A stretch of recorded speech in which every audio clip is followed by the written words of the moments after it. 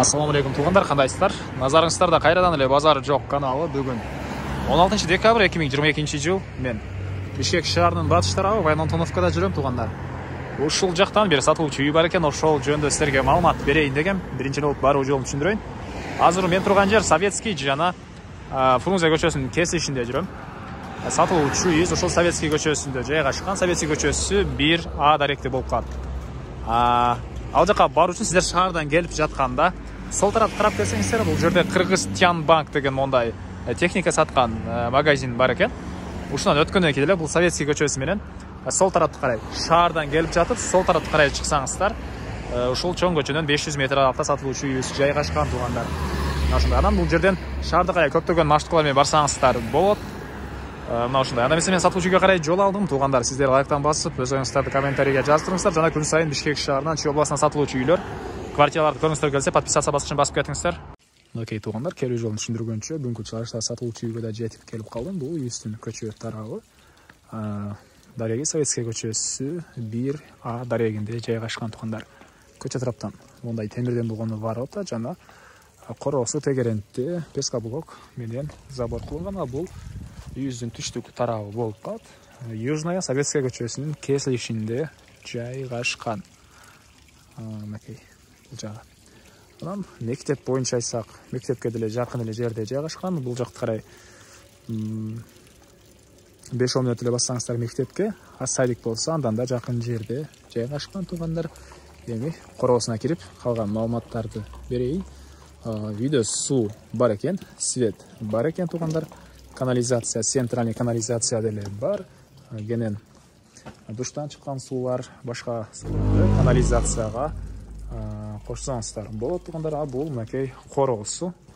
Жердин аянты 7 соток. Документтер боюнча техпаспорт, кызыл китеп бар экен. Алды тарабы көрүп турганыңыздардай навес. Ылдый тарабына генен 2 машина баткандай жер. Жана бул жакта дагы мондай навестер бар тугандар. Склад катары азыркы учурда колдонушат. Жана бул жерде бош жер. Газон болгон окшойт буга чейин.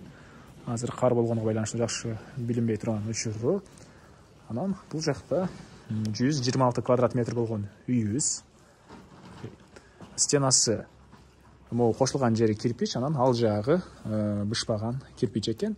Бул жакта очоккана, летний кухня, ары жагында толук бүт элек баня, үйдүн тышкы тарабындагы жаткана, летний душ, жүзүм бактары жана мына гүл эккенге мондай жер деле бар экен. Бул үйүбүздүн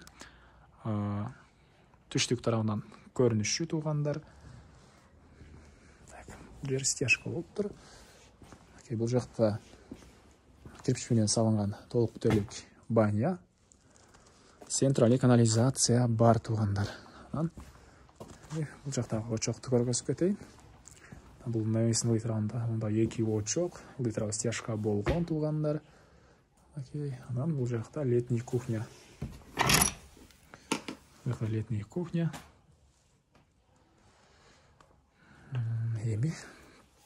Эмне маалымат, бул үйүбүздүн ички тарабын көргөзөйүн. Бул негизги кирүүчү эшиги, көрүп турганыңыздардай темирден болгон эшик орнотулган. Бул үйүбүздүн кире бериши тугандар. Полдору жараштан болгон пол, түштүк тараптан терезе орнотулган. Үйүбүздө паровой отопление бар, ал жөнүндө айттымбы, айтпадымбы? Көмүр менен иштеген котел менен үйдү жылытат тугандар. Андан ары кирип эле сол тарапка болсак, бул жакта санузел, эки тарапында раковина орнотулуп, суу чыгарылган, дуалдары кафель. Бир эле душевой кабинаны орнотуу калыптыр бул жерде тугандар. Түштүк тарабынан форточка деле орнотулган. Андан ары түзүлө кирсек, бул жакта коридор. Бул коридордон калган бөлмөлөргө өтүп кете алат экенбиз. Бардык эле бөлмөлөрдүн полу жыгачтан болгон пол окшойт моюмча. Бул жак ламинат экен. Бул жакта кухня жайгашкан. Ички тараптан раковина орнотулуп, суу чыгарылыптыр. Батыш тарабынан көрүп турганыңыздардай пластик терезе орнотулган. Андан ары коридорго кирип эле түз өтсөк, бул жакта бир спальный бөлмө. Түндүк тараптан терезелер орнотулган. Кайрылып бул коридорго чыгып, түз өтсөк, бул жакта чоң зал. Үй негизи жылуу экен тугандар. Стенасы бышпаган кирпич. жылуу болот дешет көпчүлүк эле. Анан бул жакта мынакей зал. Түштүк тарабынан катарынан чоң терезелер орнотулуп, 2 кабат айнек орнотулуп тур туугандар. Отопление батареялар мынакей катарынан орнотулган. Үй жылуу. Жана ушул эле жерден сол тарапка бурулсак, бул жакта бир детский бөлмө. Анан бул жакта дагы бир мондай бөлмө бар экен. Так, бул үйүбүздүн айтылбаган эле баасы калды окшойт. $55,000 сурап атыптыр үй ээлери туугандар.